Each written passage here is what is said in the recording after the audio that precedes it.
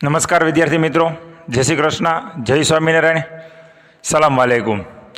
નવું ચેપ્ટર ને 12મા ધોરણનું છેલ્લું ચેપ્ટર શરૂ કરવા જઈએ છીએ. પ્રકરણ નંબર 11, વિકિરણ અને દ્રવ્યની દ્વૈત પ્રકૃતિ. પ્રકૃતિને બીજી ભાષામાં નેચર કહેવાય, સ્વભાવ કહેવાય. શું કહેવાય? સ્વભાવ. પહેલાં તો આ પ્રકારનું ટાઇટલ છે વિકિરણ અને દ્રવ્યની દ્વૈત પ્રકૃતિ. ગુજરાતીમાં દ્વૈત પ્રકૃતિ, અંગ્રેજીમાં એને કહેવાય ડ્યુલ નેચર. એટલે વિકિરણ અને દ્રવ્ય, બ્રહ્માંડ મુખ્યત્વે બે ઘટકોનું બનેલું છે. આપણે જાણીએ છીએ, 11મા ધોરણમાં ભણ્યા હતા કે બ્રહ્માંડ મુખ્યત્વે બે ઘટકોનું બનેલું છે, વિકિરણ અને દ્રવ્ય. અને આ બંને ડબલ સ્વભાવ ધરાવે છે, ડબલ પ્રકૃતિ ધરાવે છે. એટલે આપણે એમ થાય કે સાહેબ એ શું? એ પ્રશ્નાર્થ તમને અડધું ચેપ્ટર પૂરું થાય ને પછી સમજાય કે ટાઇટલ આવું શું કામ રાખ્યું. શરૂઆતમાં તમારા લીથાની અંદર બધા જુઓ તો શરૂઆતમાં થોડીક પ્રસ્તાવના આપી છે. એ પ્રસ્તાવના આમ તો આ પાઠ માટે બહુ જરૂરી નથી, પણ એની અંદર થોડીક શોધ વિશેની માહિતી છે, સંશોધન વિશેની, રિસર્ચ વિશેની. એમાંથી એકાદ માર્કમાં ક્યાંક ગુજકેટમાં કે MCQ પૂછાઈ જાય તો કામ આવે. એટલે હું તમને શું કરીશ, અહીંયા પહેલાં હું બધું સમજાવું છું, એ સમજી લો. પછી હું તમને લીથામાં અંડરલાઇન ચાલુમાં જ કરાવીશ, ત્યારે તમે અંડરલાઇન કરી લેજો. જેટલું અંડરલાઇન કરાવું એટલું 3 વખત લખવાનું છે, બરાબર છે, MCQ માટે. ચાલો વિદ્યાર્થી મિત્રો, શરૂઆત કરીએ. તો આપ બધા જાણો છો, વિદ્યુત ચુંબકીય તરંગો નામનું ચેપ્ટર ભણ્યા હતા 8મું. ત્યારે આપણે વાત કરી હતી કે મેક્સવેલના સમીકરણો અને હર્ટ્ઝ નામના વૈજ્ઞાનિકના વિદ્યુત ચુંબકીય તરંગોના સંશોધનોએ એવું સાબિત કરી દીધું કે પ્રકાશ છે વિકિરણ છે, બરોબર, એ તરંગ સ્વરૂપ ધરાવે છે. કેવું સ્વરૂપ? તરંગ. અને આપણે બધા એવું બોલતા હતા કે પ્રકાશ છે એ તરંગ સ્વરૂપે એક જગ્યાએથી બીજી જગ્યાએ જાય, બરાબર છે. ત્યાર પછી ઈસવીસન 1895માં રોન્જન નામના વૈજ્ઞાનિકે, વિલિયમ રોન્જને એક્સરેની શોધ કરી. અને એ જ અરસામાં 1897માં જે થોમ્સને ઇલેક્ટ્રોનની શોધ કરી, બરાબર. તો હારોહાર બધા અંડરલાઇન કરજો.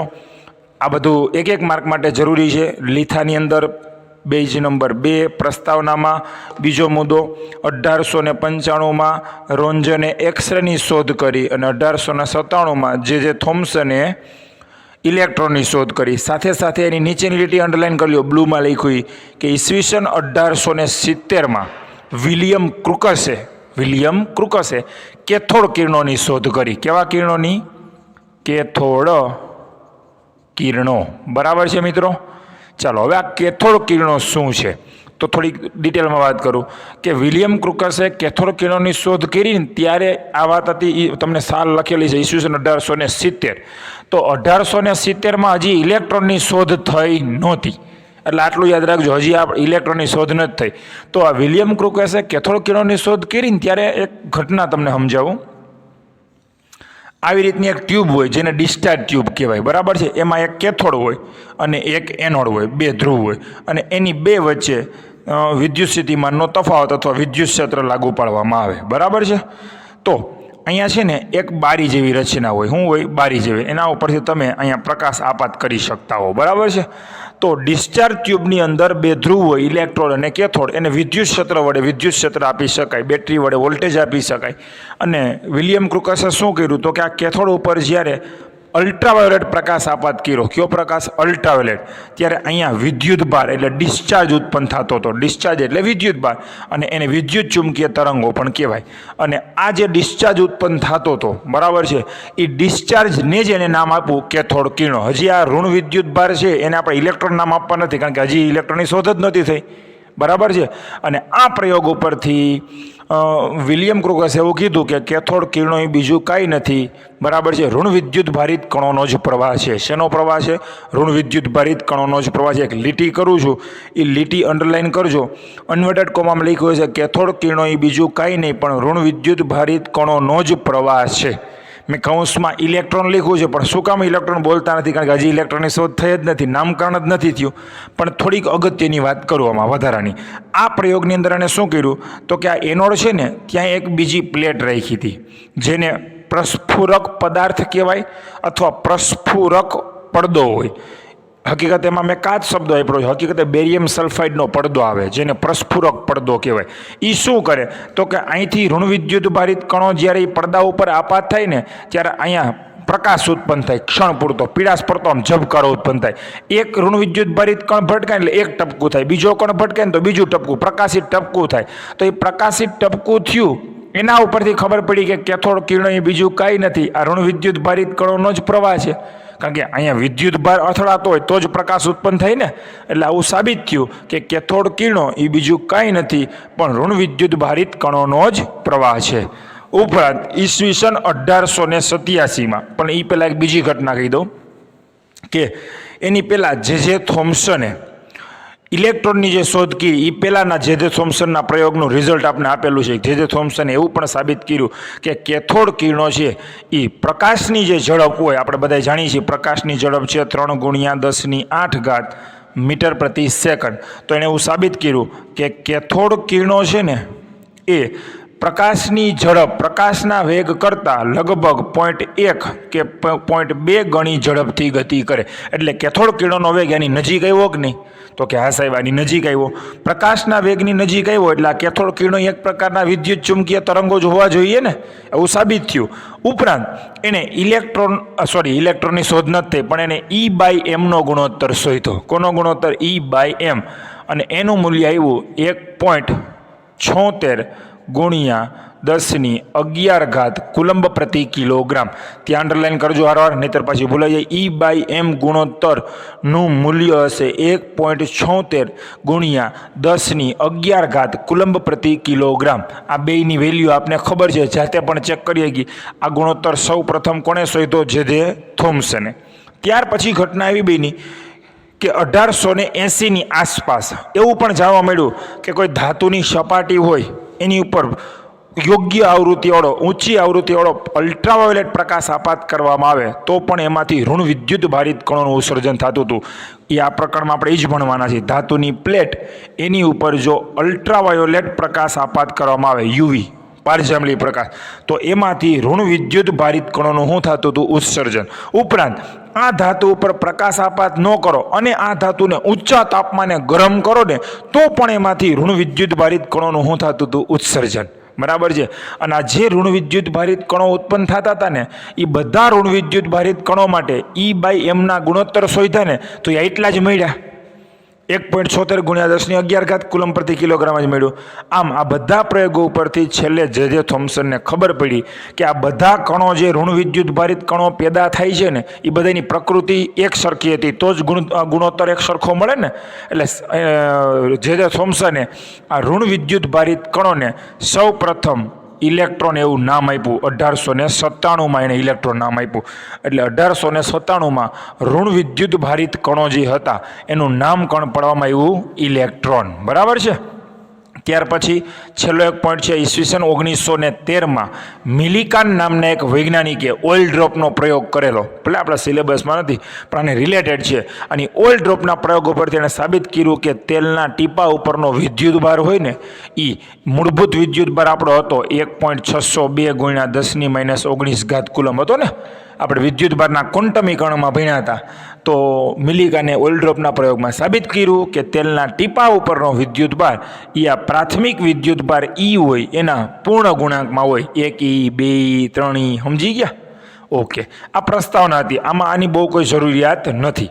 હવે આપણે આપણા પ્રકરણમાં એન્ટ્રી કરીએ એ પહેલાં તમને હું કહી દઉં કે શરૂઆતના પ્રશ્ન MP નથી પણ એના પછીના પ્રશ્નો માટે શરૂઆતના પ્રશ્નો સમજવા તૈયાર કરવા બહુ જરૂરી છે.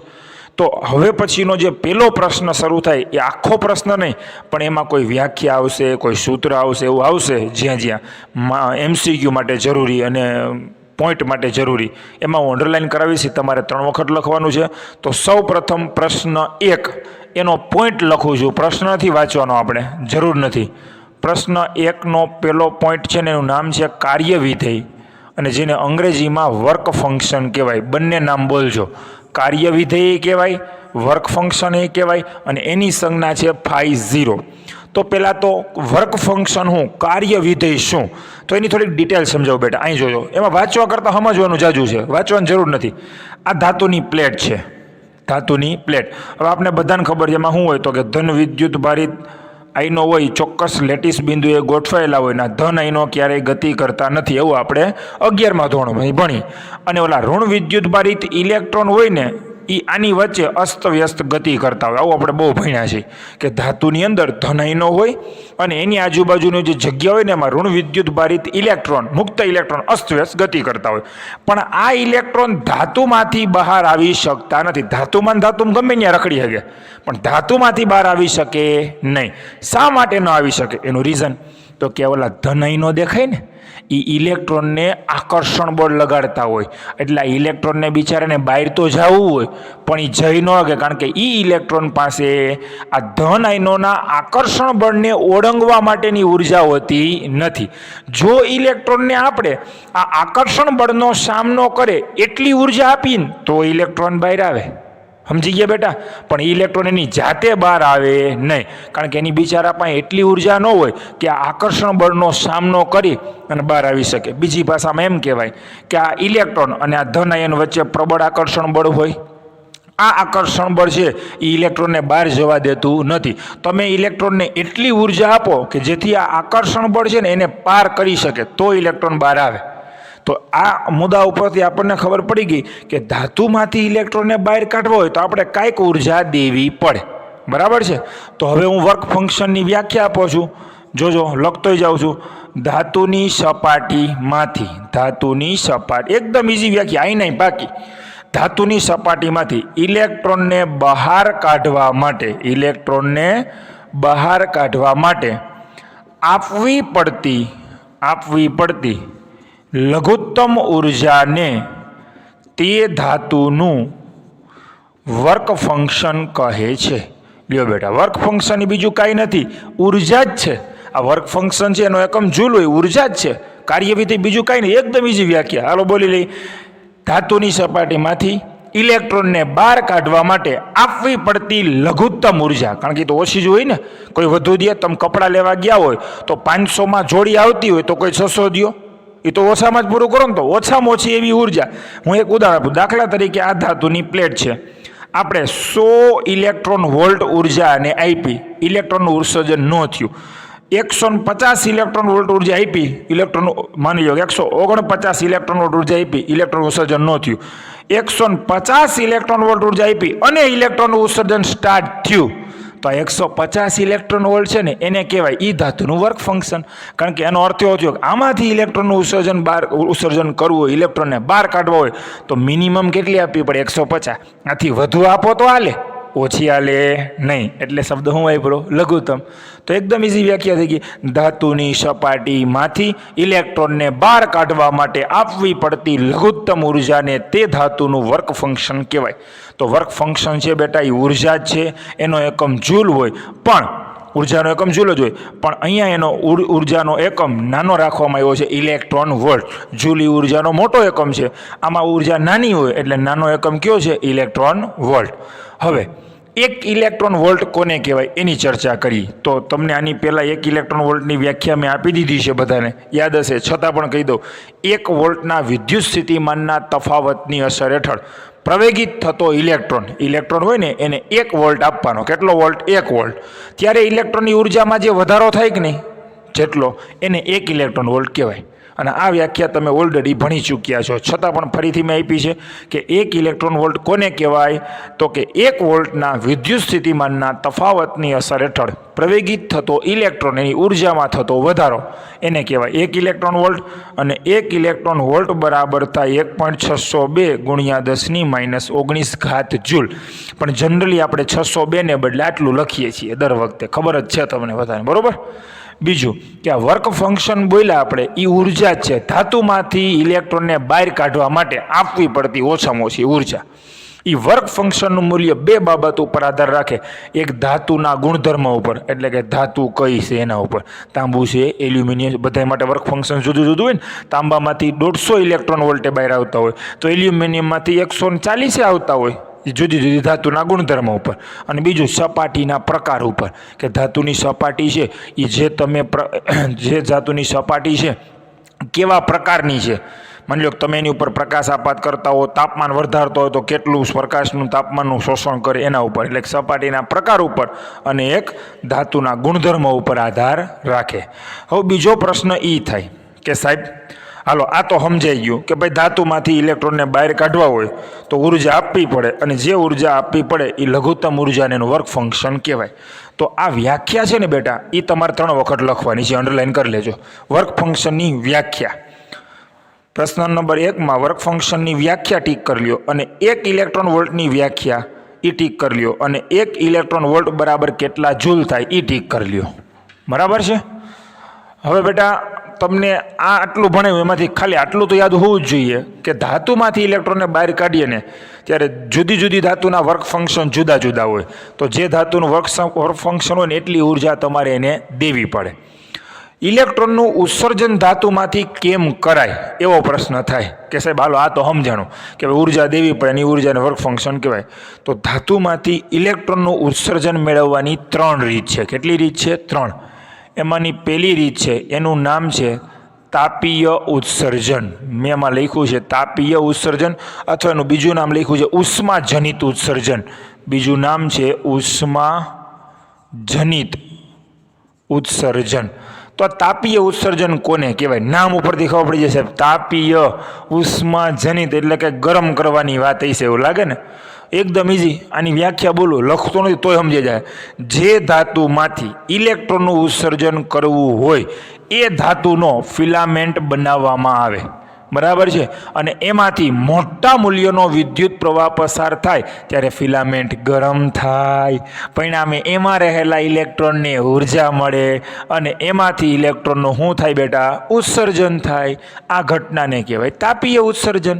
લ્યો, તમે લેમ્પ જોયું છે ને, આપણે જૂના લેમ્પ આવતા ફિલામેન્ટવાળા 100 વોટના 200 વોટના લેમ્પ આવતા, એમાં શું હોય? ફિલામેન્ટ હોય. તમને મન થયું કે મારે તાંબામાંથી ઇલેક્ટ્રોનનું ઉત્સર્જન કરવું છે, તો તાંબાનો ફિલામેન્ટ બનાવવાનો, અને એમાંથી મોટા મૂલ્યનો શું પસાર કરવાનો? વિદ્યુત પ્રવાહ.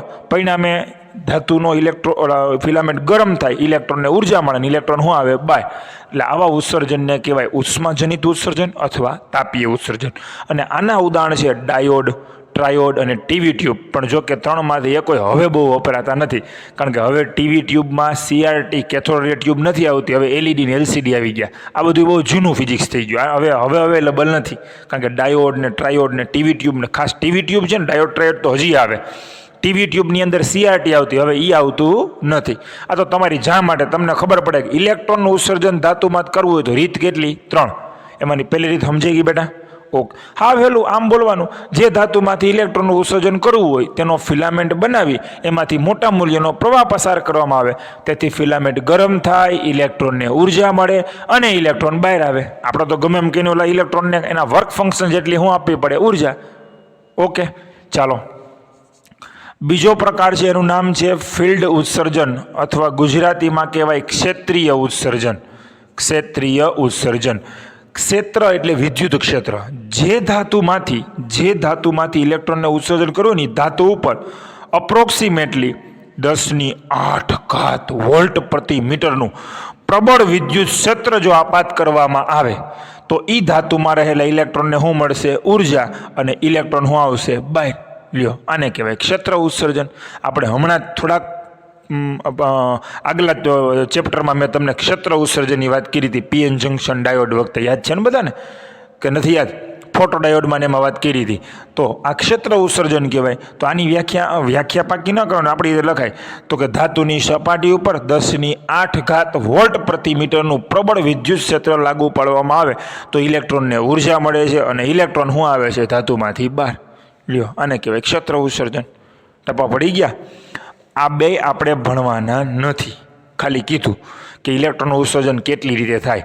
હવે હું ભણાવવા જાઉં છું ત્રીજી રીત, અને ત્રીજી રીતનું નામ છે ફોટો ઇલેક્ટ્રિક ઉત્સર્જન. ફોટો ઇલેક્ટ્રિક ઉત્સર્જન, અથવા એનું ઘણીવાર સાચું બીજું નામ આપવામાં આવે છે ફોટો ઇલેક્ટ્રિક અસર. ફોટો ઇલેક્ટ્રિક અસર. ને આખા પાઠમાં આ જ ભણવાનું છે. ઇલેક્ટ્રોનનું ઉત્સર્જન 3 રીતે થાય, પણ આ 2 રીત આપણે ભણવાની નથી. ભણવાની રીત છે એ કઈ છે? આખો પાઠ આના ઉપર છે. તો આ સમજો, ફોટો ઇલેક્ટ્રિક ઉત્સર્જન કોને કહેવાય? એકદમ ઇઝી વ્યાખ્યા સાંભળજો. ધાતુની સ્વચ્છ કરેલી સપાટી ઉપર, અથવા ઊંધું બોલાય સ્વચ્છ કરેલી ધાતુની સપાટી ઉપર, લીથામાં આપ્યું એમ લખો એવું ના હોય. ધાતુની સ્વચ્છ કરેલી સપાટી કયો? કે સ્વચ્છ કરેલી ધાતુની સપાટી ગયો, બધું એક જ થાય, જે મજા એ બોલવાનું. ધાતુની સ્વચ્છ એટલે એની ઉપર ધૂળ ન ચોટી હોય, આમ સાફ કરી નાખવાનું, સમજી ગયા? આ સ્વચ્છ થઈ ગઈ. તો ધાતુની સ્વચ્છ કરેલી સપાટી ઉપર યોગ્ય આવૃત્તિ વાળો, હું બોલ્યો હું, યોગ્ય આવૃત્તિ વાળો, એફ એટલે આવૃત્તિ હો, ધાતુની સ્વચ્છ કરેલી સપાટી ઉપર યોગ્ય આવૃત્તિ વાળો પ્રકાશ આપાત કરવામાં આવે તો પણ તેમાંથી ઇલેક્ટ્રોનનું ઉત્સર્જન થાય છે. લ્યો પૂરું. આ એક નવીન ઘટના થઈ, તમને અજીબો ગરીબ ઘટના લાગશે. સાહેબ ધાતુની સપાટી ઉપર યોગ્ય આવૃત્તિવાળો પ્રકાશ આપાત કરો તો ઇલેક્ટ્રોન પેદા થાય? હા. એ કે કેમ થાય? પણ એ જ આ પ્રકરણમાં ભણવાના છે. આજના લેક્ચરમાં થોડુંક ભણશું, આવતા લેક્ચરમાં આ પ્રકરણ આખું આનું જ છે, સમજાઈ જાય. પણ અત્યારે આપણે આટલું યાદ રાખીએ કે ધાતુની સ્વચ્છ કરેલી સપાટી ઉપર યોગ્ય આવૃત્તિવાળો પ્રકાશ આપાત કરવામાં આવે તો પણ ઇલેક્ટ્રોનનું ઉત્સર્જન થાય છે. આ ઘટનાને ફોટો ઇલેક્ટ્રિક ઉત્સર્જન અથવા ફોટો ઇલેક્ટ્રિક અસર કહે છે. અને જે ઇલેક્ટ્રોન પેદા થયા એને નામ આપશું ફોટો ઇલેક્ટ્રોન. શું નામ આપશું? ફોટો. બધાની આગળ ફોટો બોલવાનું. ફોટો એટલે પ્રકાશ થાય. ફોટો એટલે શું થાય? પ્રકાશ. પ્રકાશ દ્વારા ઇલેક્ટ્રોન પેદા થયા કે નહીં, એટલે ઇલેક્ટ્રોન નામ પડ્યું ફોટો ઇલેક્ટ્રોન. પછી આ ઇલેક્ટ્રોન છે ને આગળ ઉપર આપણે વાયરમાં લેવું, એટલે પ્રવાહ પેદા થાય કે નહીં, તો એ પ્રવાહને ફોટો ઇલેક્ટ્રિક પ્રવાહ કહેવું આપણે. શું કામે? પ્રકાશ દ્વારા પેદા થયો, એટલે બધાની આગળ શું બોલવાનું? ફોટો. આ ઘટનાને કહેવાય ફોટો ઇલેક્ટ્રિક અસર.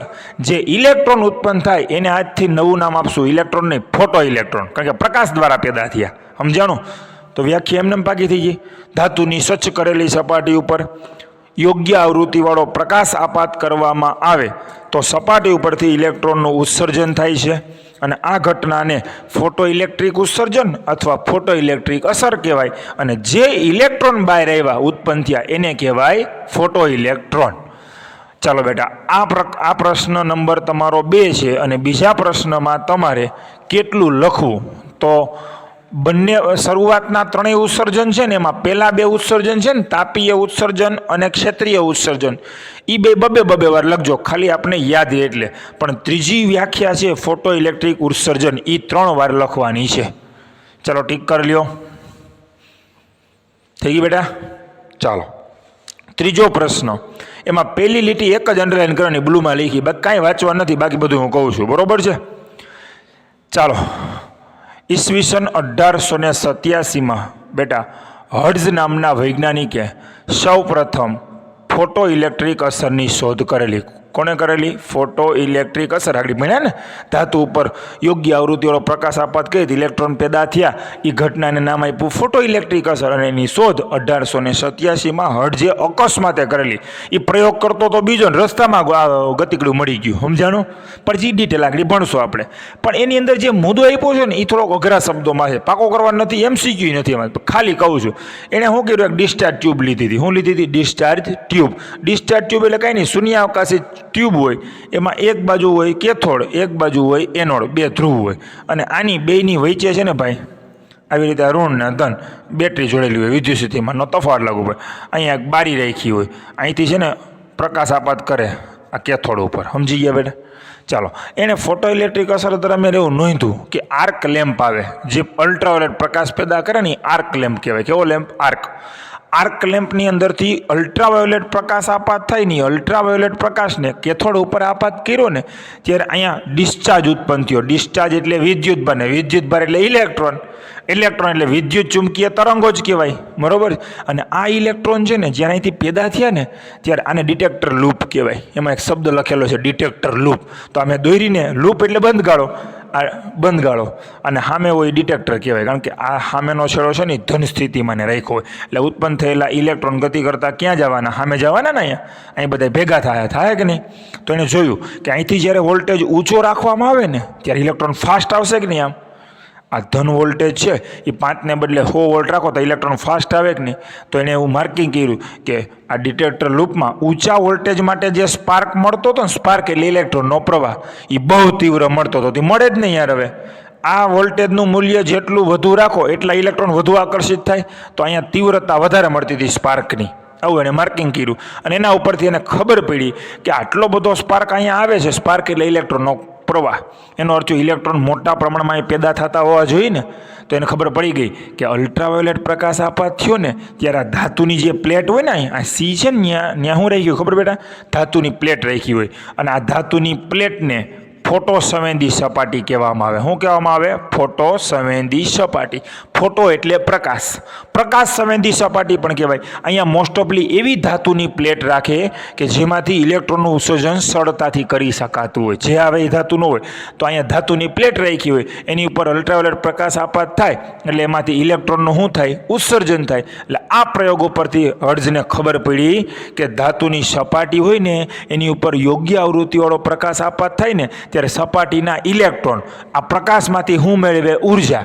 અને અમુક ઇલેક્ટ્રોનને એટલી બધી ઉર્જા મળી જાય કે ઓલો આકર્ષી બળનો સામનો કરીને બહાર આવવું હોય ને એટલી ઉર્જા એને મળી જાય, એના વર્ક ફંક્શન જેટલી ઉર્જા એને મળી જાય, અને ઇલેક્ટ્રોન શું આવે છે? બહાર. આ પ્રયોગમાંથી એને આટલી ખબર પડી. અને આમ હર્ટ્ઝે ફોટો ઇલેક્ટ્રિક અસરની શું કરી? શોધ. તો આમાંથી ખાલી યાદ રાખવાનું કે ફોટો ઇલેક્ટ્રિકની અસરની શોધ કોણે કરી હતી? તો કે ભાઈ હર્ટ્ઝે કરી હતી. હવે આ ઘટનાનો ચિતાર આખો છે ને એ જુદો છે. હું તમને થોડીક વારમાં આખી ઘટનાની હિસ્ટ્રી કહું કેમ કરતા થયું, પણ એ પહેલાં મારે ચોથો પ્રશ્ન એની અંદર એક વ્યાખ્યા આવે છે ને બહુ જરૂરી વસ્તુ છે એ કરાવીને પછી હું તમને હિસ્ટ્રી કહું. ચોથો પ્રશ્ન છે એની અંદર એક શબ્દ આવશે થ્રેશોલ્ડ આવૃત્તિ. કેવી આવૃત્તિ બેટા? થ્રેશોલ્ડ આવૃત્તિ. અને એની સંજ્ઞા છે F0. હવે આ કાંઈ નથી, જેમ કાર્ય વિધેય વર્ક ફંક્શન કીધું કે નહીં એ શું બોલ્યા કે ધાતુમાંથી ઇલેક્ટ્રોનનું ઉત્સર્જન કરવું હોય તો આપવી પડતી લઘુત્તમ ઉર્જા. બોલ્યા ને આ લઘુત્તમ આવૃત્તિ. તો હું વ્યાખ્યા લખું છું, ધ્યાન આપજો. આપેલી ધાતુની સપાટીમાંથી ફોટો ઇલેક્ટ્રોનનું ઉત્સર્જન કરવા માટે આપાત પ્રકાશની આવૃત્તિનું મૂલ્ય અમુક લઘુત્તમ કે તેના કરતાં વધુ હોવું જોઈએ. આ લઘુત્તમ આવૃત્તિને તે ધાતુની થ્રેશોલ્ડ આવૃત્તિ કહે છે. પહેલાં મેં વ્યાખ્યા લખી નાખી. હવે વ્યાખ્યા તમને સમજાવું પ્રેક્ટિકલ દ્વારા. ધારી લો મારી પાસે તાંબાની એક પ્લેટ છે, આ તાંબાની પ્લેટ કોપરની, એની ઉપર આપણે પ્રકાશ આપાત કરીએ છીએ. જુદી જુદી આવૃત્તિવાળો પ્રેક્ટિકલ કરીએ. પહેલાં આપણે 50 હર્ટ્ઝ આવૃત્તિવાળો પ્રકાશ આપાત કર્યો. ધારો કે ઇલેક્ટ્રોનનું ઉત્સર્જન થયું નહીં, આવૃત્તિ વધારી 60 હર્ટ્ઝ કરી, ન થયું. 70 હર્ટ્ઝ કરી, ન થયું. 80 હર્ટ્ઝ કરી, ન થયું. 90 હર્ટ્ઝ કરી, ન થયું. 99 હર્ટ્ઝ કરી, ન થયું. જેવી આવૃત્તિ 100 હર્ટ્ઝ કરી અને ઇલેક્ટ્રોન પેદા થયા તો એનો અર્થ શું થયો કે તાંબામાંથી, કોની બામાંથી? એ કે સાહેબ કોની બા નહીં, તાંબામાંથી ઇલેક્ટ્રોનનું ઉત્સર્જન કરવું હોય તો આપાત પ્રકાશની આવૃત્તિ મિનિમમ 100 હર્ટ્ઝ હોવી જોઈએ. બરાબર છે? એટલે એનો અર્થ તમે 100 કરતાં વધુ હર્ટ્ઝ આવૃત્તિવાળો પ્રકાશ આપાત કરો તો હાલે, 100 થી નીચે હાલે નહીં. તો આ આવૃત્તિને કહેવાય તાંબાની થ્રેશોલ્ડ આવૃત્તિ. ઓલી ઉર્જા, આ આવૃત્તિ. સમજી ગયા બેટા? બે કોમન જ થયું. એકની એક વસ્તુ બે રીતે બોલ. ઉર્જામાં બોલવું હોય તો વર્ક ફંક્શન, આવૃત્તિમાં બોલવું હોય તો થ્રેશોલ્ડ શબ્દનો અર્થ શું છે ખબર? ત્યાંથી શરૂ થવું. આની મેં બીજી વ્યાખ્યા નીચે આપી છે, હું બોલું છું. પહેલાં સાંભળજો. પહેલાં આ વ્યાખ્યા સમજી લઈ. આપેલી ધાતુની સપાટીમાંથી ફોટો ઇલેક્ટ્રોનનું ઉત્સર્જન કરવા માટે આપાત પ્રકાશની આવૃત્તિનું મૂલ્ય અમુક લઘુત્તમ કે તેના કરતાં વધુ હોવું જોઈએ. ફોર એક્ઝામ્પલ 100 અથવા 100 કરતાં વધુ હોવું જોઈએ. આ લઘુત્તમ આવૃત્તિ એને કહેવાય એ ધાતુની થ્રેશોલ્ડ આવૃત્તિ. અથવા એની વ્યાખ્યા સિમ્પલમાં બોલી શકાય, જે લઘુત્તમ આવૃત્તિ વડે ઇલેક્ટ્રોનનું ઉત્સર્જન શરૂ થાય, સ્ટાર્ટ થાય. જે લઘુત્તમ આવૃત્તિથી અથવા જે લઘુત્તમ આવૃત્તિવાળા પ્રકાશથી ઇલેક્ટ્રોનનું ઉત્સર્જન શરૂ થાય, સ્ટાર્ટ થાય, એ લઘુત્તમ આવૃત્તિને કહેવાય એ ધાતુની થ્રેશોલ્ડ આવૃત્તિ. તો એનો અર્થ થયો કે જુદી જુદી ધાતુની થ્રેશોલ્ડ આવૃત્તિ કેવી હોય? જુદી જુદી. તાંબામાંથી ઇલેક્ટ્રોનને બહાર કાઢવા માટે 100 હર્ટ્ઝની જરૂર હોય તો એલ્યુમિનિયમ માટે કદાચ 150 હર્ટ્ઝની જરૂર પડતી હોય અથવા ઓછાઈ પડતી હોય. જુદી જુદી ધાતુ માટે થ્રેશોલ્ડ આવૃત્તિ કેવી હોય? જુદી જુદી. ટપા પડી ગયા બેટા? તો આનો અર્થ એવો થયો કે આ થ્રેશોલ્ડ આવૃત્તિ છે ને એ એવી આવૃત્તિ છે કે એ તમને બતાવે છે કે ઇલેક્ટ્રોનનું ઉત્સર્જન શરૂ કરવા માટે મિનિમમ કેટલું આવૃત્તિનું મૂલ્ય જોશે. બરાબર છે? તો બંને વ્યાખ્યા તમારે અંડરલાઇન કરવાની છે. પહેલી વ્યાખ્યા આ છે કે આપેલી ધાતુની સપાટીમાંથી ફોટો ઇલેક્ટ્રોનનું ઉત્સર્જન કરવા માટે આપાત પ્રકાશની આવૃત્તિનું મૂલ્ય અમુક લઘુત્તમ કે એના કરતાં વધુ હોવું જોઈએ. આ લઘુત્તમ આવૃત્તિને કહેવાય થ્રેશોલ્ડ આવૃત્તિ, અથવા બીજી વ્યાખ્યા આપી છે, અંડરલાઇન કરજો. જે લઘુત્તમ આવૃત્તિવાળા પ્રકાશથી ફોટો ઇલેક્ટ્રોનનું ઉત્સર્જન શરૂ થાય એ લઘુત્તમ આવૃત્તિને તે ધાતુની થ્રેશોલ્ડ આવૃત્તિ કહે છે. અને થ્રેશોલ્ડ આવૃત્તિનું મૂલ્ય ધાતુની જાયત ઉપર આધાર રાખે. એટલે કે ધાતુ બદલે થ્રેશોલ્ડ આવૃત્તિ બદલે. તો હવેથી હું બોલું થ્રેશોલ્ડ આવૃત્તિ, હું એમ બોલું કે દાખલા તરીકે લોખંડ માટે થ્રેશોલ્ડ આવૃત્તિનું મૂલ્ય 500 હર્ટ્ઝ છે. તો એનો અર્થ શું થાય? એનો અર્થ એવો થયો કે લોખંડમાંથી ઇલેક્ટ્રોનનું ઉત્સર્જન કરવું હોય તો તમારે આપાત પ્રકાશની આવૃત્તિ 500 હર્ટ્ઝ મિનિમમ રાખવી પડે. એથી વધુ 600 હર્ટ્ઝનો પ્રકાશ રાખો તો હાલે, તો ઇલેક્ટ્રોન બગડાટી કરતા હોવાના. પણ 450 રાખો તો ઇલેક્ટ્રોનનું ઉત્સર્જન થાય કે ના થાય? ના થાય. એનો અર્થ તમે કોન્સેપ્ટ સમજી ગયા, ટપા પડી ગયા? તો આ ચોથો પ્રશ્ન છે બેટા, એમાંથી વ્યાખ્યા ખાસ યાદ રાખજો. બીજું, નીચે મેં એવો મુદ્દો આપ્યો છે કે મોટા ભાગની ધાતુ માટે થ્રેશોલ્ડ આવૃત્તિના મૂલ્ય એ પારજાંબલી વિભાગમાં મળે છે. એટલે આપણે એમ થાય કે એ શું સાહેબ એનો અર્થ? એનો અર્થ એમ છે કે લગભગ મોટા ભાગની ધાતુ એવી છે કે જેમાંથી ઇલેક્ટ્રોનનું ઉત્સર્જન કરવું હોય તો પારજાંબલી પ્રકાશ આપાત કરવો પડે. કયો પ્રકાશ? કારણ કે પારજાંબલી પ્રકાશની આવૃત્તિ છે ને એ બહુ વધારે હોય છે. એટલે મોસ્ટ ઓફલી મોટા ભાગની ધાતુ માટે તમારે પારજાંબલી પ્રકાશ યુઝ કરવાનો. પણ અમુક આલ્કલી જે ધાતુઓ છે, મેં નીચે નામ આપ્યા છે, lithium, sodium, rubidium, potassium, caesium છે ને, આ બધી આલ્કલી ધાતુ, એમાંથી ઇલેક્ટ્રોનનું ઉત્સર્જન કરવું હોય ને તો પારજાંબલી ન જોઈએ, દ્રશ્ય પ્રકાશે હાલે. અને તમને ઓલા વિદ્યુત ચુંબકીય તરંગોનો ક્રમ યાદ હશે, લાટુમાં ઈ દ પછી એ, તો દ્રશ્ય પ્રકાશ પછી આવે. એટલે દ્રશ્ય પ્રકાશની આવૃત્તિ કરતાં અલ્ટ્રાવાયોલેટની આવૃત્તિ વધારે હોય, ખબર છે ને? દ્રશ્ય પ્રકાશની આવૃત્તિ કરતાં અલ્ટ્રાવાયોલેટની આવૃત્તિ નીચે છે ને, આવૃત્તિ વધતી જાય.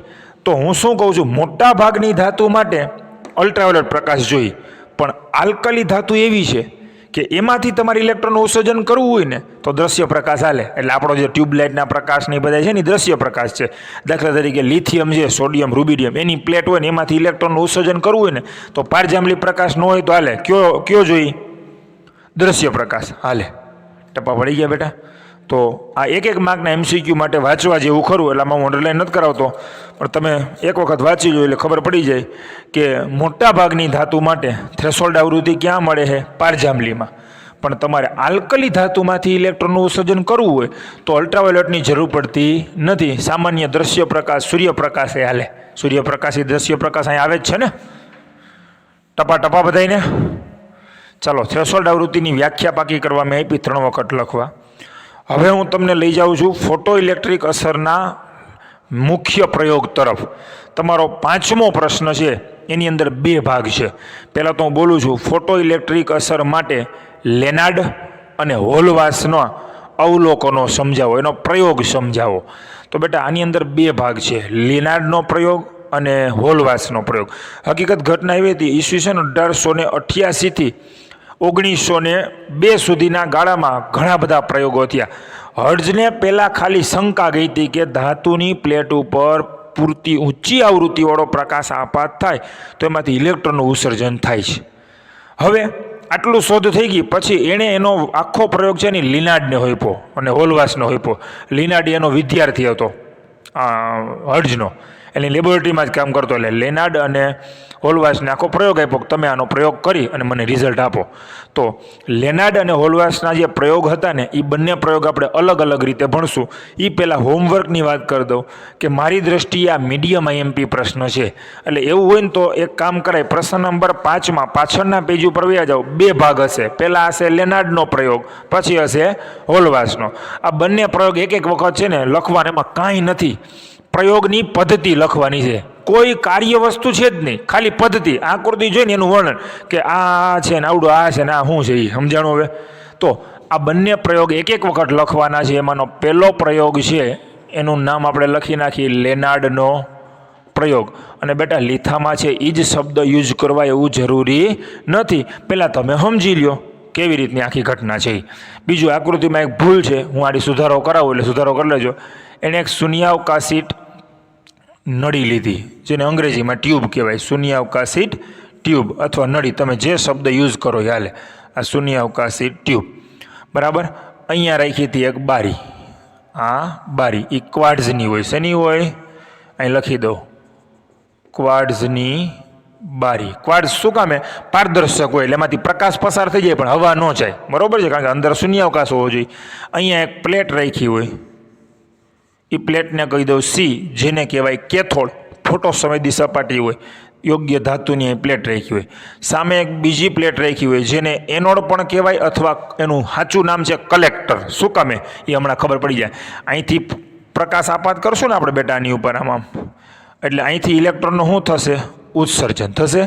અને આ ઇલેક્ટ્રોન ગતિ કરતાં કરતાં ક્યાં જશે? એ તરફ. હું કામ એ તરફ જાય એડી કહું? આમ. હું કામ જાય કઈ જ દો, પછી કેવું ને પહેલાંય કેવું? અહીંયા માઇનસ. તમારા લીથામાં ભૂલ એ છે બેટા કે અહીંયા છે ને આ વિભવ ઊંધો કરવાનો છે. ઋણ છે ત્યાં ધન આવશે ને ધન છે ત્યાં ઋણ આવશે, એવું કરી નાખો. અને અહીંયા બેટા છે ને એને આમ રાખેલો છે, જો આમ. એ શું છે ને એ જરીક કહી દો. આ રિયોસ્ટેટ છે બેટા. શું છે?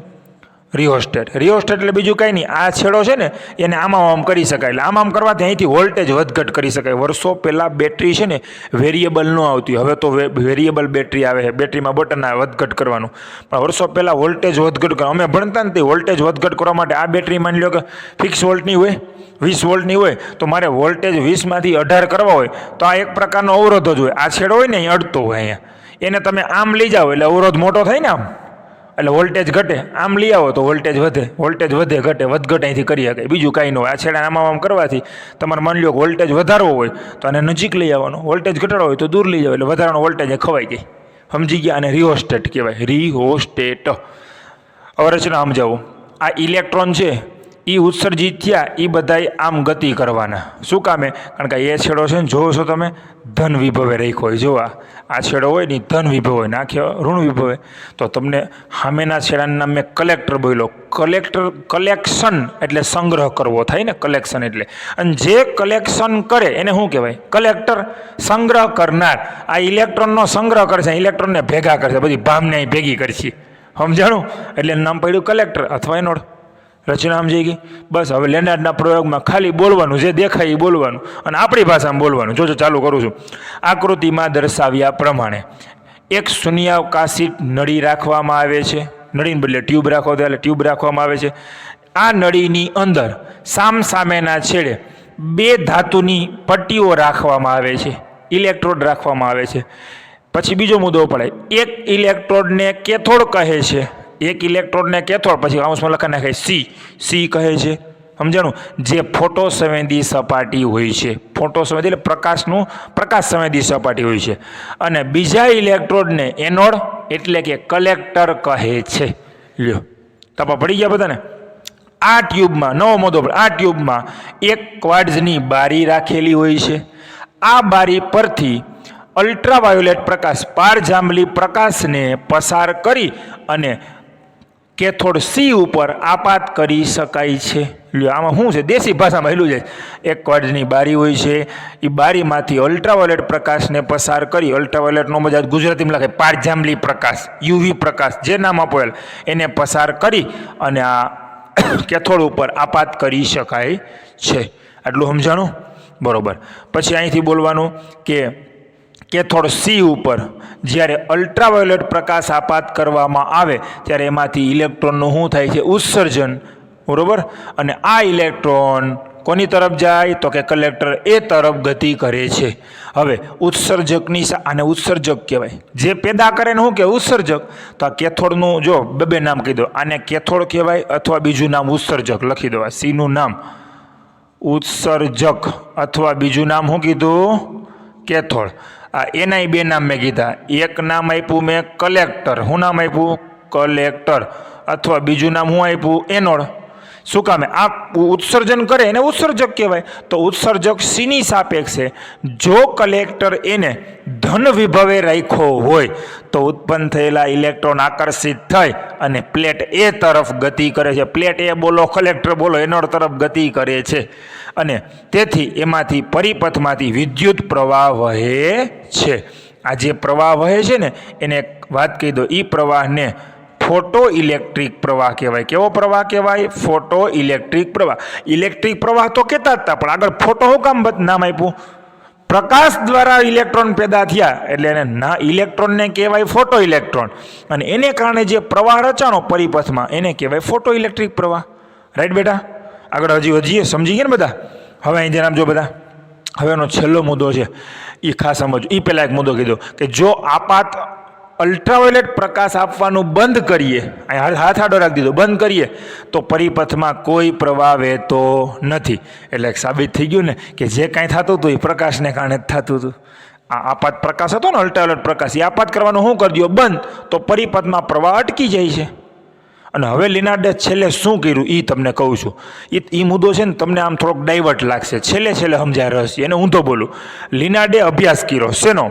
તો કે આપાત પ્રકાશ છે કે નહીં, આ પ્રકાશ જે આપાત થયો ને એને બે લાક્ષણિકતા હોય. એ પ્રકાશને કાંઈક આવૃત્તિ હોય અને કાંઈક તીવ્રતા હોય, ઇન્ટેન્સિટી. અને એ તમે સમજો છો કારણ કે તમે તરંગો નામનું ચેપ્ટર 11માં ભણી ગયા ત્યારે બોલતા હતા તરંગને બે પ્રકારની લાક્ષણિકતા હોય, આવૃત્તિ અથવા તરંગ લંબાઈ. એ બે એક જ કહેવાય, કારણ કે તરંગ લંબાઈ આવૃત્તિ વ્યસ્ત હોય અને એક શું હોય? પ્રકાશને તીવ્રતા. તો લિનાર્ડે શું કર્યું? તો કે આપાત પ્રકાશની આવૃત્તિ અને તીવ્રતામાં ફેરફાર કરી, આપાત પ્રકાશની આવૃત્તિ અને તીવ્રતામાં ફેરફાર કરી અને ફોટો ઇલેક્ટ્રિક પ્રવાહનો ફેરફાર છે એનો અભ્યાસ કર્યો. કેવો અભ્યાસ કર્યો? શું કર્યું આગળ ઉપર ભણશું, પણ એને કયો અભ્યાસ કર્યો? આપાત પ્રકાશની આવૃત્તિ બદલી અને આપાત પ્રકાશની તીવ્રતા બદલી, એમાં બેમાં ફેરફાર કર્યા. એને અનુરૂપ ફોટો ઇલેક્ટ્રિક પ્રવાહનો અભ્યાસ કર્યો. ઉપરાંત આ સી અને એ વચ્ચેનો વિદ્યુત સ્થિતિમાનનો તફાવત છે કે નહીં, વોલ્ટેજ, આમાં ફેરફાર કરી અને ફોટો ઇલેક્ટ્રિક પ્રવાહમાં શું ફેરફાર થાય એનો અભ્યાસ કર્યો. બરાબર છે? અહીંયા લિનાર્ડનો પ્રયોગ પૂરો. તો છેલ્લો મુદ્દો ગોખતાની લિનાર્ડે ફોટો ઇલેક્ટ્રિક પ્રવાહમાં વધઘટ કોને લીધે થાય? પહેલાં તો ત્રણ વસ્તુ બોલ્યો હું. એક, આપાત પ્રકાશની આવૃત્તિ બદલે તો અહીંયા કંઈક ફેરફાર થતો હોય છે ને. હા, આપાત પ્રકાશની તીવ્રતા બદલો તો અહીં કંઈક અસર થતી હશે. અને સી ને એ વચ્ચેનો જે આ વિદ્યુત સ્થિતિમાનનો તફાવત છે, વોલ્ટેજ, એમાં ફેરફાર કરો તો આમાં કંઈક ફેરફાર થતો હશે ને. તો આમાં ફેરફાર કેટલી રીતે થવાની શક્યતા હતી? 3. એ ત્રણેયનો અભ્યાસ લિનાર્ડે કર્યો. તો એ મુદ્દો એમ જ લખવો જરૂર નથી, 3 લીટી કરાય. લિનાર્ડે નીચે મુજબનો અભ્યાસ કર્યો. આપાત પ્રકાશની આવૃત્તિ બદલી, ફોટો ઇલેક્ટ્રિક પ્રવાહનો ફેરફાર નોંધો. આપાત પ્રકાશની તીવ્રતા બદલી અને ફોટો ઇલેક્ટ્રિક પ્રવાહનો અભ્યાસ કર્યો. અને સી અને એ વચ્ચેના વિદ્યુત સ્થિતિમાનના તફાવતમાં ફેરફાર કરી અને ફોટો ઇલેક્ટ્રિક પ્રવાહનો ફેરફારનો અભ્યાસ કર્યો. આ થયો લેનાર્ડનો પ્રયોગ. કોનો પ્રયોગ થયો બેટા? લેનાર્ડનો. આ તમારે એક વખત લખવાનો છે બેટા. કેટલી વખત? એક વખત. હવે એના પછીનો જે પ્રયોગ આવે છે ને બેટા, હોલવાસનો પ્રયોગ, એ તો નકરી મજા જ આવ્યો. ખાલી વાંચી લ્યો ને તો સમજાઈ જાય. પણ અમુક છે ને એને થોડોક લોચો થાય. એટલે હું તમને આગળ એવી ટેકનિકથી ભણાવીશ ને તમને એમ થઈ જાય કે હા સાહેબ આ તો ગજબની ઘટના થઈ ગઈ. હોલવાસનો પ્રયોગ તો બહુ સમજવો ઈઝી છે, નકરી મજા જ આવશે આગળ. હાલો, હોલવાસનો પ્રયોગ. કે સાહેબ એનું નામ હોલવાસ કેમ પડ્યું? તો એ ભાઈ મને નથી ખબર. હોલમાં વાસ કરતો હોય છે એટલે નામ પડ્યું છે. મોટા મોટા હોલ હોય ને ઓડિટોરિયમ, એમાં હોતો હોય છે એટલે નામ પડ્યું હોલવાસ. ચાલો, આ હોલવાસનો પ્રયોગ છે ને બહુ ઈઝી છે. હોલવાસે શું કર્યું? તો કે ઋણ વિદ્યુત ભારિત ઝીંકની પ્લેટ, એમાં ઈસવીસને લખ્યું છે 1888માં, એવું યાદ એટલે લખવાનું, ઈસવીસન 1888માં હોલવાસે આકૃતિમાં દર્શાવ્યા પ્રમાણે ઋણ વિદ્યુત ભારિત ઝીંકની પ્લેટ. જોજો બેટા, આ ઝીંક ધાતુની પ્લેટ છે. કઈ ધાતુની? ઝીંક ધાતુની. ઝીંક પણ કેવી કીધી મેં? ઋણ વિદ્યુત ભારિત. ઊભા રહેજો, આ પહેલાં હું પ્લેટ જોડી દઉં. ઋણ વિદ્યુત ભારિત પ્લેટને ઇલેક્ટ્રોસ્કોપ આરે જોડી. ઇલેક્ટ્રોસ્કોપ, બાકી ઇલેક્ટ્રોસ્કોપ આરે જોડી, પણ આનું કંઈ મહત્વ નથી અહીંયા, કારણ કે ઇલેક્ટ્રોસ્કોપ તમને ખબર છે વિદ્યુત ભારનું અસ્તિત્વ પારખવાનું સાધન, પણ અહીંયા આની કોઈ જરૂર નથી. એ તો જોડી, ભલે ને જોડી, પણ મેઇન પ્રશ્ન એ નથી. મેઇન પ્રશ્ન એ છે આ ઝીંક ઉપર આપાત કર્યો એને અલ્ટ્રાવાયોલેટ પ્રકાશ. કયો પ્રકાશ? અલ્ટ્રાવાયોલેટ. તો થયું હું ને એ હવે સમજાવું. તો એમાં મેં 3 રિઝલ્ટ બતાવ્યા. કેટલા? 3. સૌ પ્રથમ સાંભળજો, આ થોડીક ભાષા છે ને એ ભાષા કરતાં હું બીજી ભાષામાં ઋણ વિદ્યુત બારિત મેં મુદ્દો એવો લખ્યો છે 1888માં વોલ્વાસ નામના વૈજ્ઞાનિકે ઋણ વિદ્યુત બારિત ઝીંકની પ્લેટ ઉપર અલ્ટ્રાવાયોલેટ પ્રકાશ આપાત કર્યો તો જે પરિણામ મળ્યા એ નીચે મુજબ છે એવું લખ્યું છે. પહેલું પરિણામ છે એ આનું છે. તો ઋણ વિદ્યુત બારિત ઝીંકની પ્લેટ કીધી. ઋણ વિદ્યુત બારિત પ્લેટ કહેવાય કોને? તો કે જેમાં ધનિયા ઓછા હોય ઋણિયા વધુ હોય. દાખલા તરીકે ધરી લો, અત્યારે આમાં 50 ધનિયા છે, 100 ઋણિયા છે, તો આ પ્લેટ બેટા ઋણ વિદ્યુત બારિત પ્લેટ કહેવાય. આ તો તમને સમજાઈ ગયું. હવે તમને મુદ્દો સીધો સમજાય. પહેલું રિઝલ્ટ એવું હશે કે જ્યારે અલ્ટ્રાવાયોલેટ પ્રકાશ આપાત થયો ને, પહેલું રિઝલ્ટ વાંચજો, હું એમાં જોઈને બોલું. જ્યારે ઝીંક પ્લેટ ઉપર યુવી પ્રકાશ આપાત કરવામાં આવ્યો ત્યારે પ્લેટ તેનો વિદ્યુત ભાર ગુમાવ્યો. પ્લેટ નો આવે, પ્લેટે આવે, આમાં આવે પ્લેટે તેનો વિદ્યુત ભાર ગુમાવ્યો. અને એ જ ભાષામાં નથી લખવાનું, પહેલાં સમજી લો થયું હું. પ્લેટ હતી કેવી? ઋણ વિદ્યુત ભારિત. હવે વિદ્યુત ભાર ગુમાવે એનો અર્થ શું થયો? બુદ્ધિ મારો જી. ઋણ વિદ્યુત ભારિત પ્લેટ છે પણ કેવી છે? ઋણ વિદ્યુત ભારિત. હું એમ બોલું એ વિદ્યુત ભાર ગુમાવે તો ધનિયા કોઈ દી નીકળે કોઈ દી? આપણે પહેલા ચેપ્ટરમાં બોલતા હતા કે જે પદાર્થ ઇલેક્ટ્રોન મેળવે એ ઋણ બને ને ગુમાવે એ ધન બને. તો હું બોલ્યો આ ઋણ વિદ્યુત ભારિત ઝીંકની પ્લેટ કહેવાય ને, કારણ કે આમાં ઋણિયા વધુ છે. જો આ બેનો સરળ કરો એટલે 50 માઇનસ થાય ને. આ પ્લેટ ઉપર યુવી પ્રકાશ આપાત કર્યો તો આ પ્લેટે વિદ્યુત ભાર ગુમાવ્યો, એટલે એનો અર્થ એવો થયો એમાંથી ઋણ વિદ્યુત ભારિત કણો વયા ગયા. આ 50 હતા ને, આ 100 હતા ને ઋણ, એ આમ થઈ ગયા હોય. આમ સમજી ગયા હવે? તો જેને વિદ્યુત ભાર ગુમાવ્યો કહેવાય ને. વિદ્યુત ભાર એટલે શું થાય? ધન કે ઋણ? ઋણ. કારણ કે આપણે બધા એ ભણી ગયા છીએ કે કોઈ પણ પ્રકારે પ્રક્રિયા થાય તો માત્ર લેવડ દેવડ કોની થાય? ઇલેક્ટ્રોનની થાય. તો આમાંથી 30 ઋણિયા વયા ગયા, એટલે એનો અર્થ થયો ઋણ વિદ્યુત ભાર ગુમાવ્યો. તો કે હા, એનો અર્થ થયો એમાંથી ઋણ વિદ્યુત ભારિત કણોનું શું થઈ ગયું? ઉત્સર્જન. ટપા પડ્યા.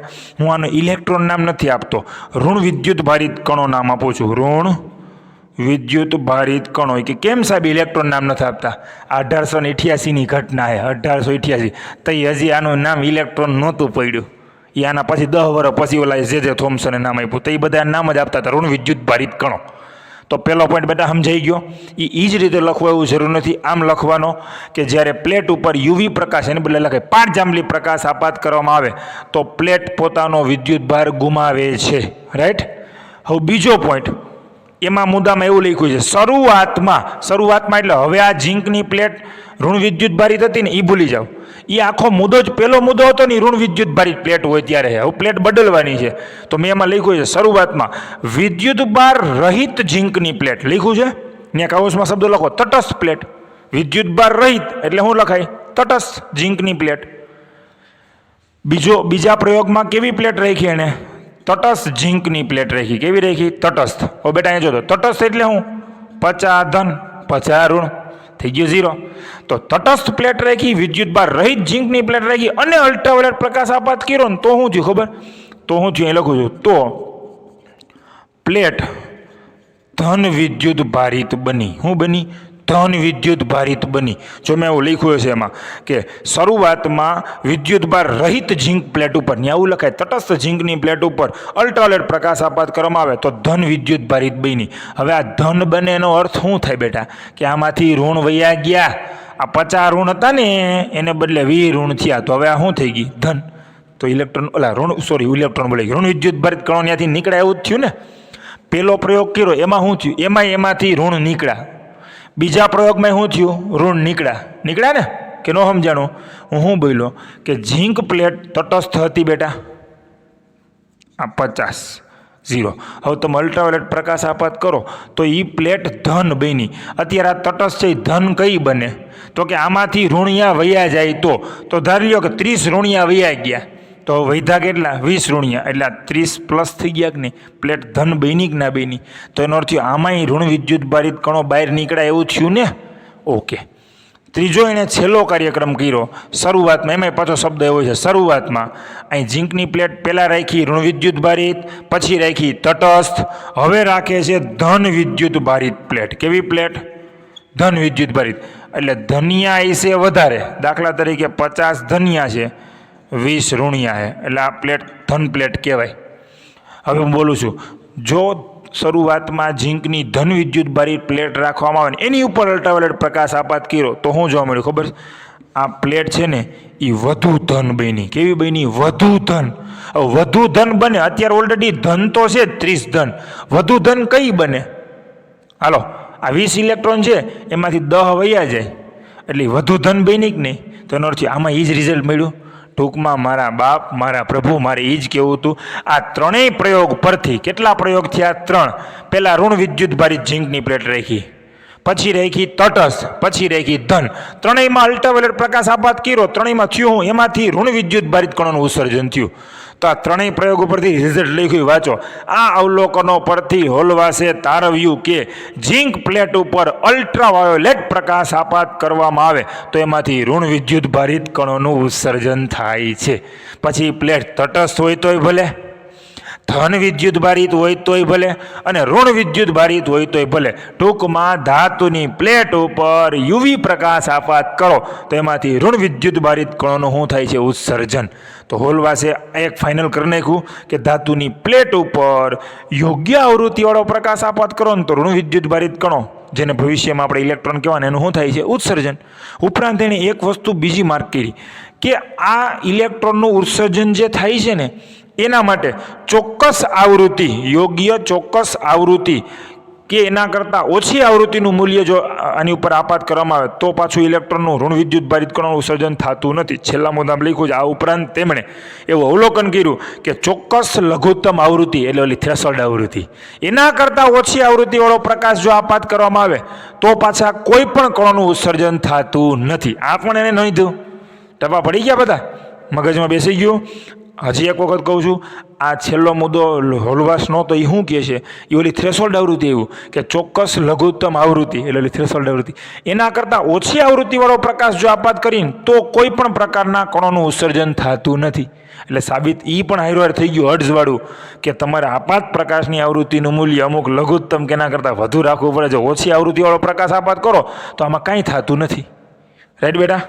સમજાઈ ગયું? ઓકે વિદ્યાર્થી મિત્રો, આ બંને પ્રશ્ન તમારે એક એક વખત લખવાના છે. ચાલો વિદ્યાર્થી મિત્રો, હવે નેક્સ્ટ પ્રશ્ન ઉપર આવી. તમારો છઠ્ઠો પ્રશ્ન વાંચું છું. આમ તો છઠ્ઠો પ્રશ્ન છે ને એ આપણે લેનાર્ડનો પ્રયોગ ભણ્યા ને એ જ છે, પણ શરૂઆતના 3-4 મુદ્દા એને આવ્યું છે ને બીજા 3 મુદ્દા વધારાના આવશે. પ્રશ્ન આવો છે, લેનાર્ડનો જ પ્રયોગ છે કે ફોટો ઇલેક્ટ્રિક અસરનો અભ્યાસ કરવા માટે, ફોટો ઇલેક્ટ્રિક અસર એટલે ધાતુની સપાટી ઉપર પ્રકાશ આપાત કરીએ, ઇલેક્ટ્રોનનું ઉત્સર્જન થાય, એ ફોટો ઇલેક્ટ્રિક અસર કહેવાય. એનો અભ્યાસ કરવા માટેની પ્રાયોગિક ગોઠવણની રૂપરેખા આપો. એટલે પ્રાયોગિક ગોઠવણ એટલે એનો પ્રયોગ સમજાવો, કાર્ય પદ્ધતિ નથી, માત્ર આકૃતિનું વર્ણન. આમાં શું કરી શકાય? બરાબર. આ પ્રશ્ન પણ એક વખત લખીને આપણે પાકો કરશું, કારણ કે લેનાર્ડનો પ્રયોગ છે ને એ અડધો તો આમાં આવી જ જાય. જોજો હમણાં વર્ણન તમને લાગશે કોપી જ આવે છે અને આપણી ભાષામાં જ કરવાનું છે. તો ફોટો ઇલેક્ટ્રિક અસરની પ્રાયોગિક ગોઠવણ આકૃતિમાં દર્શાવેલી છે. હવે આનું વર્ણન કરવાનું. આકૃતિમાં દર્શાવ્યા પ્રમાણે એક કાચની અથવા ક્વાર્ટ્ઝની, કાચ અથવા ક્વાર્ટની શૂન્યાવકાશી નળી ટ્યુબ હોય છે, જેમાં એક ક્વાર્ટ્ઝની બારી હોય છે. તેમાંથી અલ્ટ્રાવાયોલેટ પ્રકાશ કેથોડ ઉપર આપાત કરી શકાય છે. આપણી ભાષામાં લખવાનું, એમાં મુદ્દા આડાવડા થઈ ભલે થાય, આપણે આપણી રીતે બોલી જવાનું. બરાબર છે? ચાલો, હવે જે પ્રકાશ આપાત થાય છે એની જરીક અહીંયા આકૃતિ પણ હારવાર દોરતો જાઓ. બાકી છે આપણે આપણી રીતે દોર દેવાનો. અલ્ટ્રાવાયોલેટ પ્રકાશ કેથોડ ઉપર આપાત થયો. હવે કેથોડ ઉપર પ્રકાશ આપાત થયો તો શું થાય? તો સીધું બોલવાનું કે કેથોડ ઉપર પૂરતી ઊંચી આવૃત્તિવાળો, અને અલ્ટ્રાવાયોલેટ હોય એટલે પૂરતી ઊંચી જ હોય, કેથોડ ઉપર પૂરતી ઊંચી આવૃત્તિવાળો પ્રકાશ આપાત થાય ત્યારે એમાંથી ઇલેક્ટ્રોનનું શું થાય છે? ઉત્સર્જન થયું. અને આ ઉત્સર્જન થયેલા ઇલેક્ટ્રોન કલેક્ટર એ અથવા તો એનોડ કયો તો હાલે, એનોડ તરફ ગતિ કરે છે અને એનોડ ઉપર જમા થાય છે. અહીં બધા જમા થાય ઇલેક્ટ્રોન. બરાબર. અને પરિપથમાંથી વિદ્યુત પ્રવાહ વહે છે. આપણી ભાષામાં વર્ણન થયું. અત્યાર સુધીના મુદ્દા સમજાઈ ગયા બધા? આ 3 મુદ્દા હતા, મેં અલગ અલગ કર્યા. તમે ભેગું એક મુદ્દામાં જીકી નાખો તો આટલી રચના ફરીથી બોલું એમાં છે, એમ લખવું જરૂર નથી. આકૃતિમાં દર્શાવ્યા પ્રમાણે એક કાચની અથવા ક્વાર્ટ્ઝની શૂન્યાવકાશી નળી હોય છે, જેમાં સામસામે ધાતુના 2 ઇલેક્ટ્રોડ હોય છે અથવા પ્લેટ હોય છે, કેથોડ અને એનોડ. બરાબર છે? ઉપર એક ક્વાર્ટ્ઝની બારી હોય છે, બારીમાંથી પ્રકાશને આપાત કરી અને કેથોડ એટલે કે ઉત્સર્જક ઉપર આપાત કરી શકાય છે. કેથોડ ઉપર પૂરતી ઊંચી આવૃત્તિવાળો પ્રકાશ આપાત થાય ત્યારે એમાંથી ઇલેક્ટ્રોનનું શું થાય છે? ઉત્સર્જન. આ ઇલેક્ટ્રોન એનોડ એટલે કે કલેક્ટર તરફ ગતિ કરે છે, આકર્ષાય છે એમ લખાય, અને એનોડ ઉપર જમા થાય અને પરિપથમાં પ્રવાહ વહે છે. હવે આ ભાગનું કાર્ય ભણવા જઈએ છીએ, બરાબર છે. તો આ સી અને એ એટલે હવે કેથોડ એનોડ બોલો તો હાલે, સી ને એ બોલો તો હાલે. સી અને એ વચ્ચેનો વોલ્ટેજ એ આ રિયોસ્ટેટની મદદથી, જો બેટા આ છે ને આને રિયોસ્ટેટ કહેવાય, હું અહીં લખી દઉં, આને કહેવાય રિહોસ્ટેટ.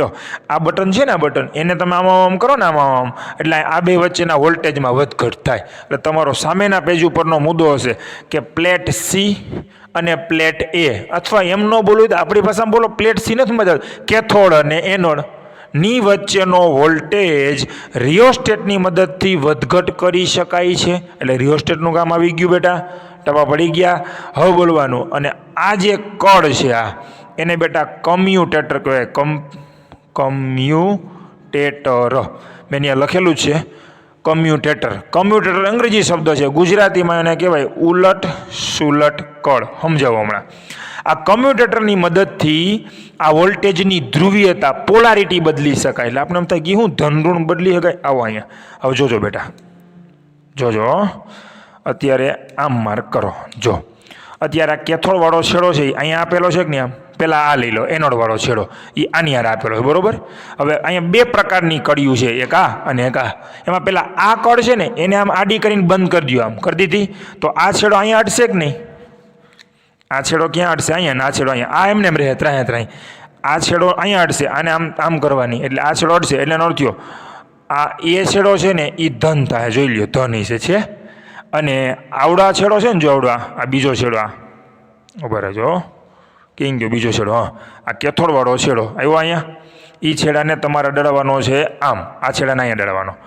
આ કી દેખાય ને આને કરવાની આમ, એટલે આ ક્યાં દળવાનું? અહીંયા. અને આ ક્યાં દળવાનું? અહીંયા. સમજાઈ ગયું બેટા? ફરીથી સમજાવું છું, ઉભા રહેજો, બંધ કરીને સમજાવી જોઈએ. આમ છે આ એનોડનો છેડો છે ને, આ એને તમે અહીંયા અડાડો એટલે એનોડ શું થાય? ધન. અને કેથોડનો છેડો આની હારે છે કે નહીં, એને ક્યાં દળવાનું? અહીંયા. કેથોડ વાળો છેડો આ છેડો, આ છેડાને અહીંયા દળવાનો, આ છેડો અહીંયા દળો, લીરણું બને. હવે આને ઊંધી કરો. ઊંધી એટલે કેમ કરવાનું? તો કે આ છેડો છે ને, આ છેડો એને તમે અહીંયા અડાડો એટલે એ બનશે ઋણ. ટૂંકમાં આની પોલારિટી આપણે બદલાવવાની થાય. આપણે થોડીક વાર પહેલાં આકૃતિ દોરી ને એમાં આ બાજુ ધન રાખ્યું હતું ને આ બાજુ ઋણ, એટલે આ ધન હતું આ ઋણ હતું.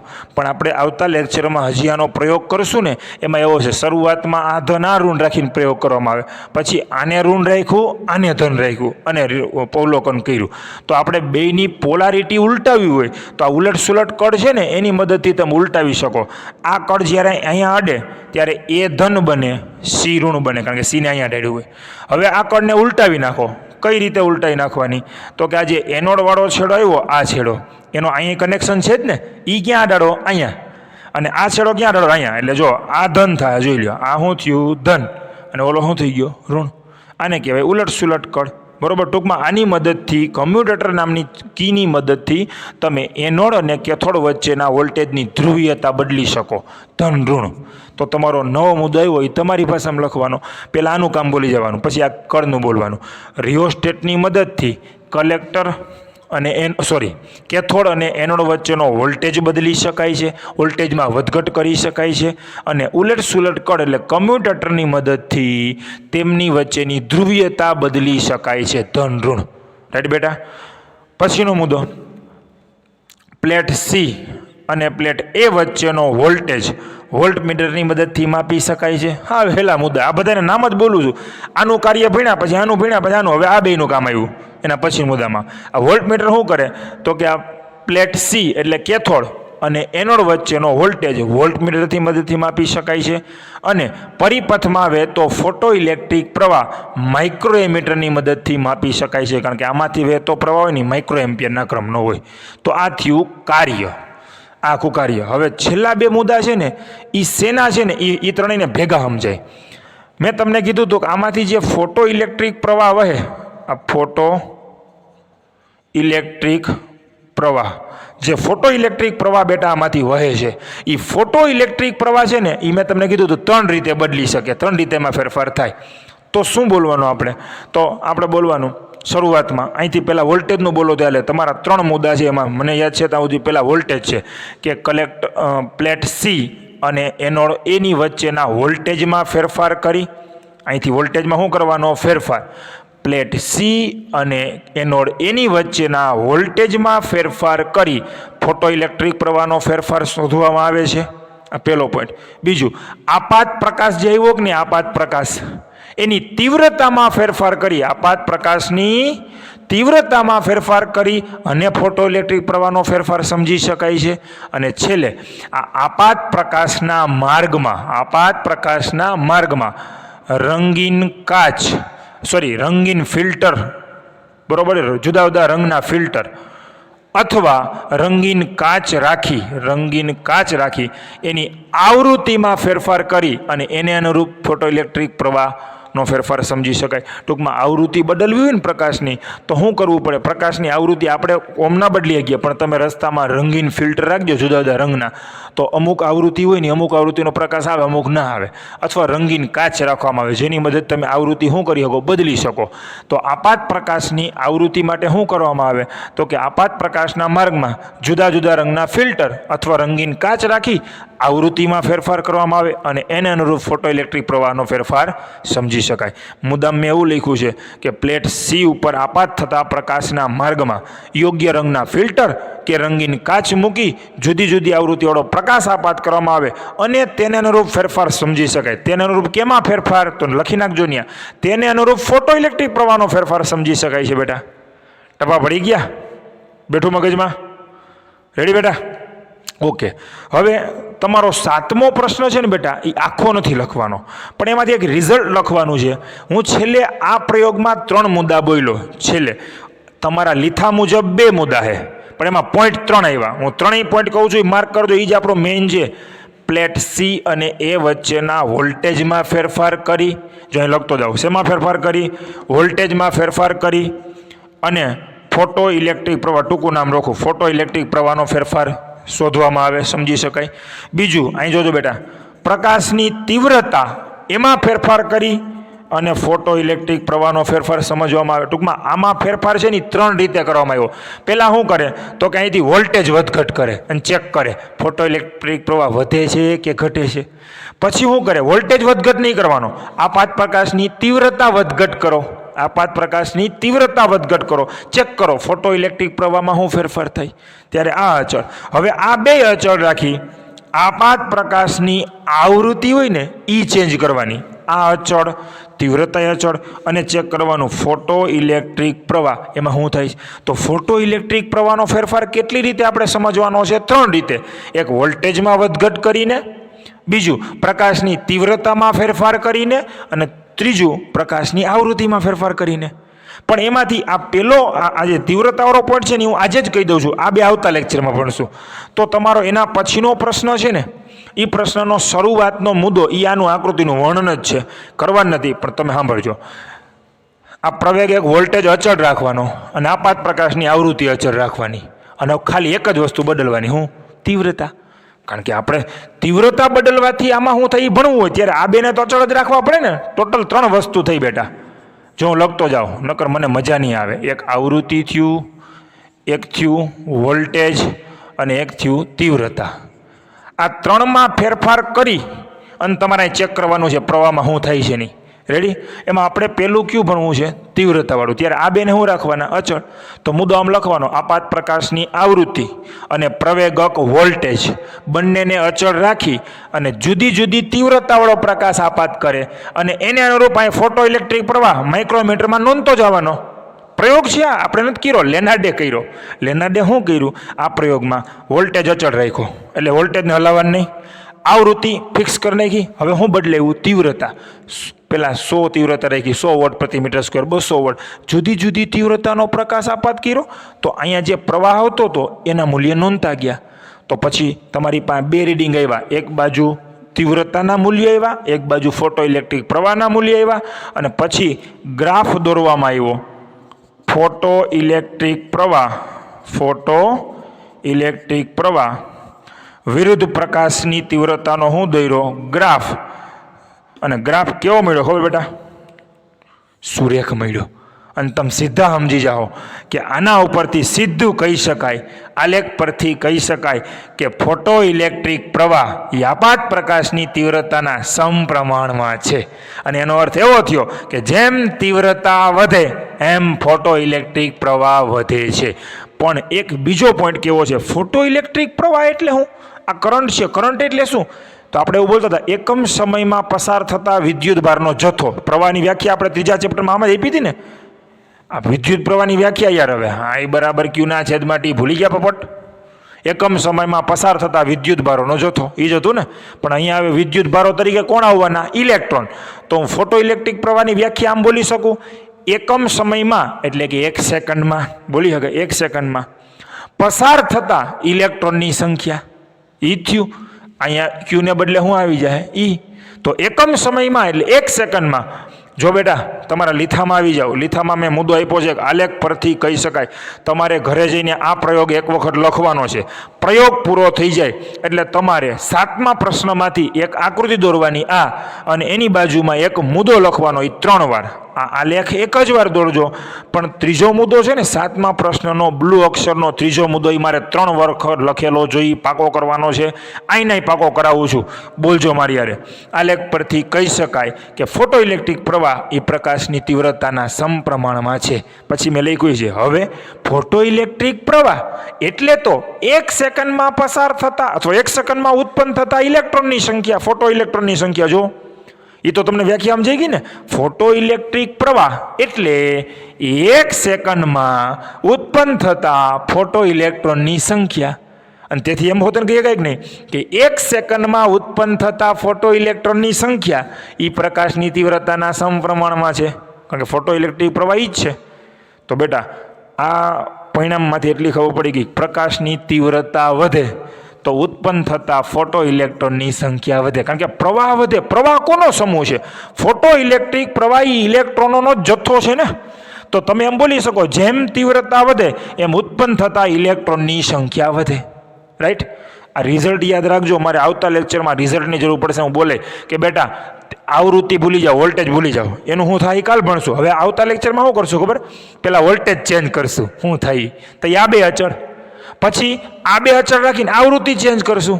તો અત્યારે આપણે એક રિઝલ્ટ મળી ગયું કે તીવ્રતા વધે એટલે ઉત્પન્ન થતા ફોટો ઇલેક્ટ્રોનની સંખ્યા વધે. રાઈટ? તો આ રિઝલ્ટ અને આલેખ, આલેખ એક જ વખત, રિઝલ્ટ બોલ્યું ને જે હું બ્લુ અક્ષરમાં, આલેખ પરથી કહી શકાય એ 3 વાર લખજો.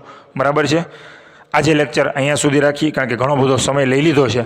આવતા લેક્ચરમાં ફરી મળીશું. ત્યાં સુધી બધાને જય શ્રી કૃષ્ણ, જય સ્વામિનારાયણ, સલામ વાલેકુમ.